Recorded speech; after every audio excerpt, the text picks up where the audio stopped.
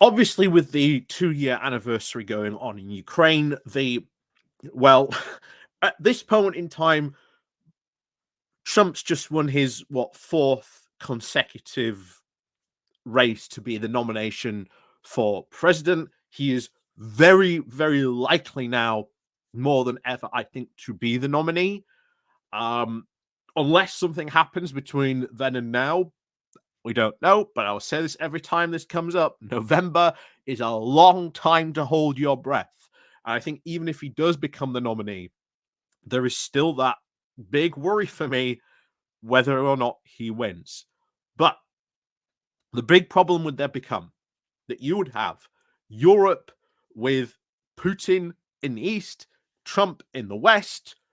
Trump would, well, do nothing really to aid NATO, any potential invasion by Russia into a European country.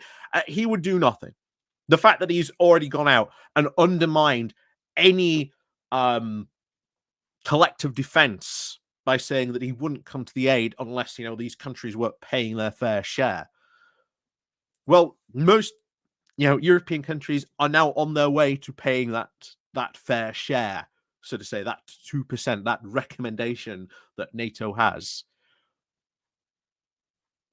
So it is becoming, I think, very increasingly clear that there needs to be some form of EU-UK defense treaty.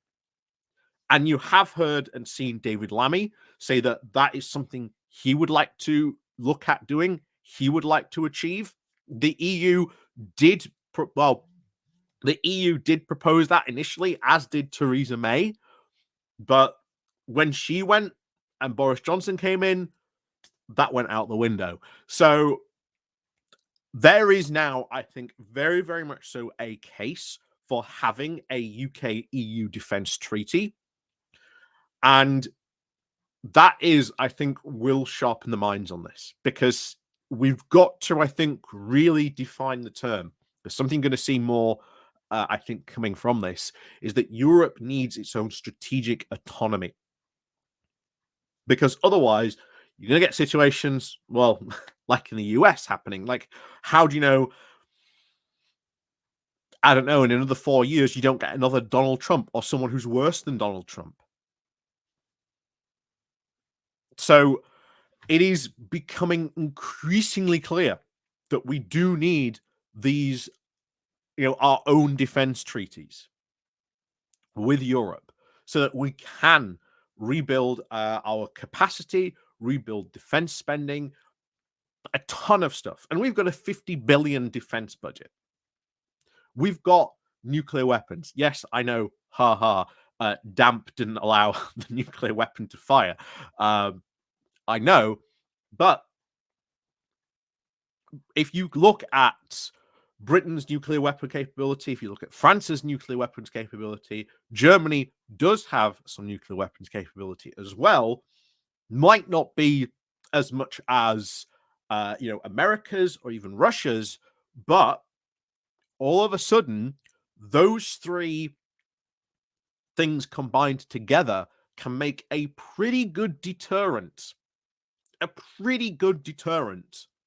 Against, Russian aggression, or at least Putin trying to, threaten Europe with his own nukes. Because now you can say, well, hold on, because here comes the UK, Germany, and France with their nukes to say, whoa, we've got our nukes as well. Don't think about it. So it would be good, and to see that extended, that umbrella of nuclear safety extended to those countries who don't have nuclear weapons, because then, as I've said before, I'm very, very much against nuclear proliferation.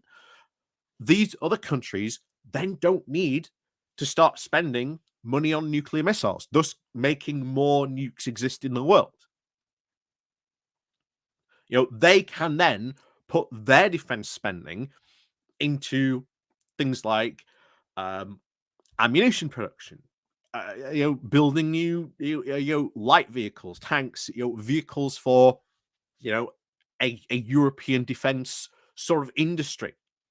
And I've spoken about this before as well, that if Trump does win, this does represent a very, very interesting opportunity, because a lot of the European defense industry at the moment, very, very, it's there, don't get me wrong, but when you compare it to the US, it's nowhere near. But this does represent a very good opportunity to go to those US companies and go, we're going to be spending a lot more on our defense. We are going to be needing factories here in Europe. This can bring jobs to places like in the UK. And remember, in the north of England represents a massive untapped manufacturing base potential. So that has a big potential to bring a lot of jobs here. And I've said this before, there is an argument to go for 4% defense budget spending, because this would then help to re-increase the capacity here in the UK. And if you tap into that unused capacity, that unused industrial capacity here in the north, that, you know, David Cameron and George Osborne would regularly talk about in their Northern Powerhouse idea, and what they wanted to do to sort of reignite, you know, the UK manufacturing industry. All that argument that they used is still there for bringing these defense industries, these new defense aid industries, into sort of the north of England, and not just into the UK as well, but across Europe. So there is very, very much so whole treaties we could do, because then this opens up whole new avenues. Because now we're looking at the Eurofighter, and bear in mind, we've gone. Currently, we are on the F-35 program, and we are going to be due to getting some of those F-35s eventually to sort of replace sort of the Typhoons eventually. Or it's the I think that's how it's going to go. I might be wrong on that, but don't mind. So there is that possibility. But if we get an EU-wide defense treaty, part of that defense treaty should be development of new aircraft, vehicles.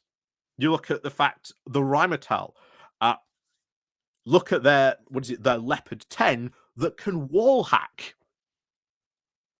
I kid you not, that is terrifying. The fact that it can wall hack, it can launch a drone, shoot loitering munitions, and then it can, well, basically just go fire, up it goes, with, you know, guided in by the drone.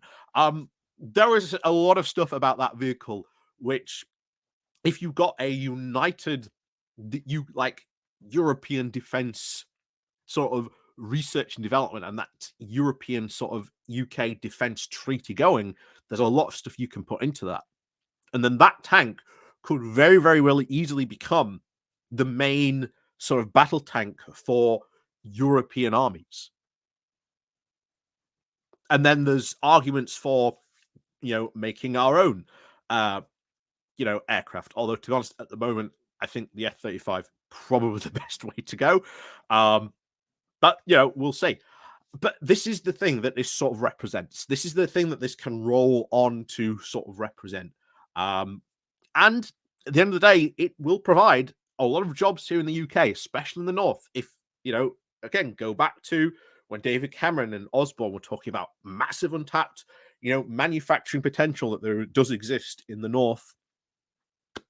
If you're going to sort of reopen and reconstitute, you know, the capacity for Europe, not only for Europe, but for the UK as well, the north is where you build these. These are very high-skilled, technical, and capable jobs. And there are a lot of people to be able to sort of fulfill those roles that we can do. So hopefully this time we do get it.